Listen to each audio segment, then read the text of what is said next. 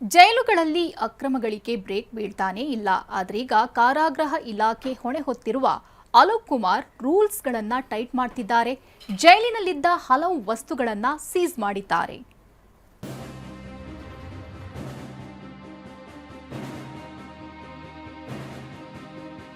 ಜೈಲುಗಳಲ್ಲಿ ಬಿಗಿಯಾದ rules, ಕಳ್ಳಾಟಕ್ಕೆ break.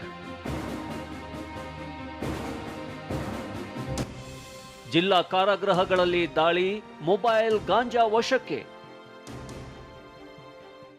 ಹೌದು, ಕಾರಾಗೃಹ ಇಲಾಖೆ ಮುಖ್ಯಸ್ಥರಾಗಿ ಅಲೋಕ್ ಕುಮಾರ್ ನೇಮಕ ಆಗಿದ್ದೇ ಆಗಿದ್ದು ಜೈಲೊಳಗಿನ ಕಳ್ಳ ದಾರಿಗಳೆಲ್ಲ ಬಂದ್ ಆಗ್ತಿವೆ. ಕಾರಾಗೃಹಗಳಲ್ಲಿನ ರೂಲ್ಸ್ಗಳನ್ನ ಬಿಗಿ ಮಾಡುವಂತೆ ಡಿಜಿಪಿ ಅಲೋಕ್ ಕುಮಾರ್ ಸೂಚಿಸಿದ್ದು ಜೈಲುಗಳಲ್ಲಿ ಅಧಿಕಾರಿಗಳು ತಪಾಸಣೆ ಮಾಡ್ತಿದ್ದಾರೆ. ಕಾರಾಗೃಹಗಳಲ್ಲಿ ಮೊಬೈಲ್, ಸಿಮ್, ಗಾಂಜಾ ಸೇರಿ ಹಲವು ವಸ್ತುಗಳು ದೊರಕಿವೆ. ಬೆಂಗಳೂರು ಸೆಂಟ್ರಲ್ ಜೈಲಿನಲ್ಲಿ 36 ಗಂಟೆಗಳ ಕಾಲ ಸ್ಪೆಷಲ್ ಡ್ರೈವ್ ಮಾಡಿದ ಅಧಿಕಾರಿಗಳು 6 ಮೊಬೈಲ್, 4 ಚಾಕು ಪತ್ತೆ ಹಚ್ಚಿದ್ದಾರೆ. ಮೈಸೂರು ಜೈಲಿನಲ್ಲಿ 9 ಮೊಬೈಲ್, 11 ಸಿಮ್ ಕಾರ್ಡ್ ಸಿಕ್ಕಿವೆ. ಬೆಳಗಾವಿ ಜೈಲಿನಲ್ಲಿ 4 ಮೊಬೈಲ್ ಸಿಕ್ಕಿದ್ದು ದಾಳಿ ವೇಳೆ ಕೈದಿಗಳು ಹೊರ ಎಸೆದಿದ್ದ 366 ಗ್ರಾಂ ಗಾಂಜಾ ವಶಕ್ಕೆ ಪಡೆದಿದ್ದಾರೆ. ಮಂಗಳೂರು ಕಾರಾಗೃಹದಲ್ಲಿ 4 ಮೊಬೈಲ್, ವಿಜಯಪುರ ಜಿಲ್ಲಾ ಕಾರಾಗೃಹದಲ್ಲಿ 1 ಮೊಬೈಲ್ ಸಿಕ್ಕಿದೆ. ಇನ್ನು ಕೆಲ ಜೈಲುಗಳಲ್ಲಿ ಸಾಕಷ್ಟು ಸಮಸ್ಯೆ ಇರೋದನ್ನ ಅಲೋಕ್ ಕುಮಾರ್ ಕೂಡ ಒಪ್ಪಿಕೊಂಡಿದ್ದಾರೆ. ಜೈಲಲ್ಲಿ ಮೊಬೈಲ್, ಗಾಂಜಾ ನಿಯಂತ್ರಿಸೋದು ಚಾಲೆಂಜ್ ಅಂತ ಹೇಳಿದ್ದಾರೆ.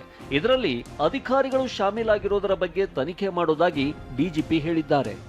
ಕೆಲವು ಗ್ಯಾಪ್ ಇದೆ, ಒಂದೆರಡು ಕಡೆ ಗೋಡೆ ಹತ್ರ ಕೂಡ ಇಲ್ಲಿ ಸ್ವಲ್ಪ ಹೊರಗಡೆಯಿಂದ ಬಾಲ್ ಇದು ಮಾಡಿಕೊಂಡು ಎಸೆಯೋದು, ಅದು ಎಲ್ಲ ಗಾಂಜಾ ಇದು ಕೂಡ ಘಟನೆಗಳದೊಂದು ಸಾಧ್ಯತೆ ಇರುತ್ತೆ. ಕೆಲ ಆರೆಂಜ್ ಅವ್ರಿಗೆ ಕಿತ್ಲೆ ಹಣ್ಣು ಸಿಗ್ತಾ ಇತ್ತು, ಆ ಕಿತ್ಲೆ ಹಣ್ಣು ಏನಾದರೂ ಮಾಡಿಕೊಂಡು ಅವರು ಲಿಕ್ಕರ್ ಮಾಡಿದ್ದಾರೆ.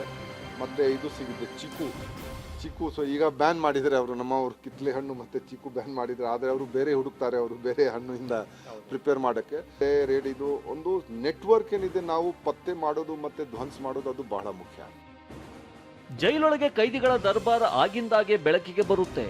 ಇನ್ಮೇಲಾದರೂ ಇದಕ್ಕೆ ಬ್ರೇಕ್ ಬೀಳುತ್ತಾ ಕಾದು ನೋಡಬೇಕು. Bureau report, TV9.